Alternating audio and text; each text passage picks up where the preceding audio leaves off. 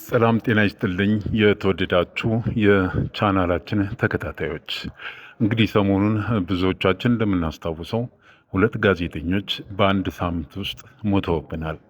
እነዚህ ሁለት ጋዜጠኞች በድንገት ነው ሕይወታቸው ያለፈው።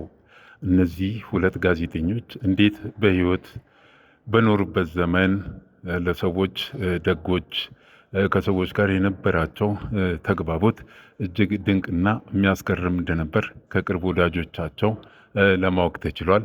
በተለይ አንጋፋው ጋዜጠኛ ዳንኤል ታደሰ ከዚህ ዓለም በሞት ሲለይ ምናልባት በውስጡ ያለው ሕመም ምን ይመስል እንደነበር አንዳንድ የቅርብ ጓደኞቹ እንደተናገሩት ይህ ሰው እንግዲህ ብዙዎቻችን ድምፁ እንደምናውቀው ከድምፁ ገራገርነት ባሻገር የውስጡን ሕመም ዋጥ አድርጎ ለሰዎች ሳይናገር ለሰው ሳያካፍል እንግዲህ በቤቱ ተከራይቶ በሚኖርበት እዚህ ወደ ከብስራተ ገብርኤል ቤተ ክርስቲያን ጀርባ ካለ ሰፈር ውስጥ በሚገኝ ኮንዶሚኒየም ቤት ተከራይቶ በሚኖርበት ቤት ነው እንግዲህ ሞቶ የተገኘው።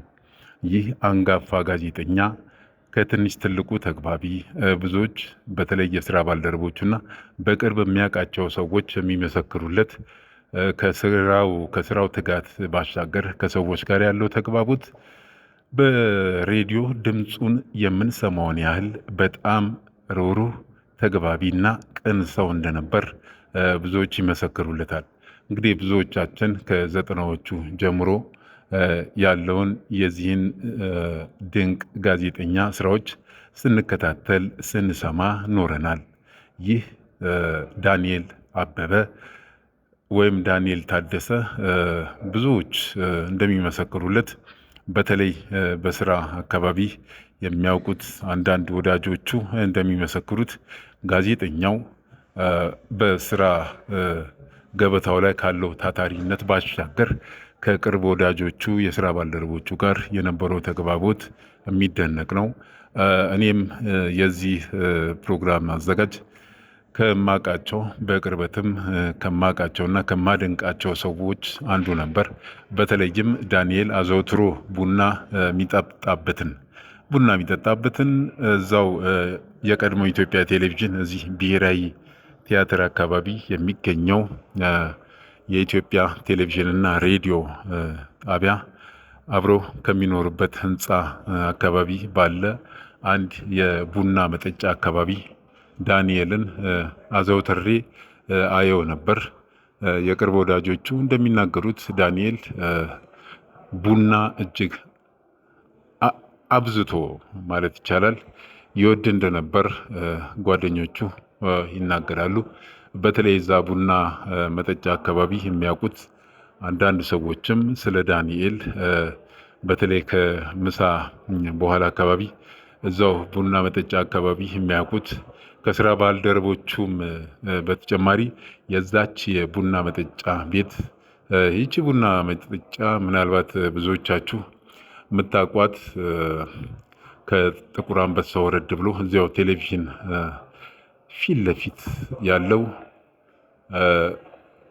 ደጃዝማች ኪዳኔ በየነ ህንፃ ፊት ለፊት ያለች አነስ ያለች ከመከላከያ ሚኒስቴር አጥር ጋር የተገናኘ ህንፃ ያለባት ህንፃ ላይ ሁለተኛ ወይም ሶስተኛ ፎቅ ላይ የምትገኝ ቡና መጠጫ ናት። እዛች ቡና መጠጫ ቦታ ላይ ዳንኤልን ብዙዎች የቡና ቤቷ ማለትም የዚች የጀበና ቡና መሸጫ ቤት ደንበኞች ሁሉ ዳንኤልን በስነ ምግባሩ በጨዋነቱ የሚያውቁት የሚመሰክሩለት የጸባይ ሸጋ የሆነ ሰው እንደነበር ነው እንግዲህ ብዙዎች የሚናገሩለት። ዳንኤልን እንግዲህ ብዙ የሬዲዮ አድማጮች በተለይም ዛሬ ማህበራዊ ሚዲያው ነገሩን ሁሉ ተቆጣጥሮት የመረጃ ምንጭ ከመሆኑ በፊት ብዙ በተለይ የኔ ትውልድ ዘመነኞች ሁሉንም ማለት ይቻላል የመገናኛ ብዙሃን መረጃዎች የምናገኘው ከሬዲዮ ነበር። ከዚያን ጊዜ ጀምሮ በልባችን ትልቅ ስፍራ ተሰጥቶት የቆየው ዳንኤል ሰሞኑን አሳዛኝ በሆነ መንገድ ከዚህ ዓለም በሞት ተለይቷል። እንግዲህ ከሞቱ አሟሟቱ እንዲሉ ዳንኤል ለ3 ቀናት ሕይወቱ ካለፈ በኋላ በመኖሪያ ቤት ውስጥ ማንም ሳይደርስለት ህመሙን በሆዱ ይዞ ምን እንደሚያመው የትጋመመ ላገላብጥህ ወይ የሚል አስታማሚ በሌለበት ዳንኤል በቤቱ ብቻውን በሚኖርበት የጋራ መኖሪያ ኮንዶሚኒየም በተከራየበት ቤት ውስጥ ነው ሞቶ የተገኘው። ይህ እንግዲህ ለብዙዎቻችን የእግር እሳት ሆኖብናል። ዳንኤል ከጸባዩ ከባህሪው ባሻገር እንግዲህ በዚህ አይነት ሞት ህይወቱ አልፎ መገኘት የነበረበት ሰው አልነበረም። እንግዲህ የህይወት አጋጣሚ ሆኖ ዳንኤል ብቻውን በሚኖርበት መኖሪያ ቤት ውስጥ ሞቶ አስከሬኑም ሳይገኝ ለ3 ቀናት ውስጥ ምናልባት የስራ ባልደረቦቹ ባደረጉት ጥቆማ ሳይሆን አይቀርም የመኖሪያ ቤቱ እንግዲህ ያው ተሰብሮ ነው ሊሆን የሚችለው። እንግዲህ የሚገባው ሲገባ ዳንኤል ያ ቅን ሰው፣ ያ የዋህ፣ ያ ተግባቢ፣ ያ አመለሸጋ የሆነ ሰው በመኖሪያ ቤቱ ሞቶ መገኘቱ የብዙዎችን ልብ የሰበረ ጉዳይ ሆኗል። እንግዲህ ዳንኤል በጣም በሚያሳዝን ሁኔታ ከዚህ ዓለም በሞት መለየቱ ብዙዎችን እያነጋገረ ይገኛል እስካሁን ድረስ።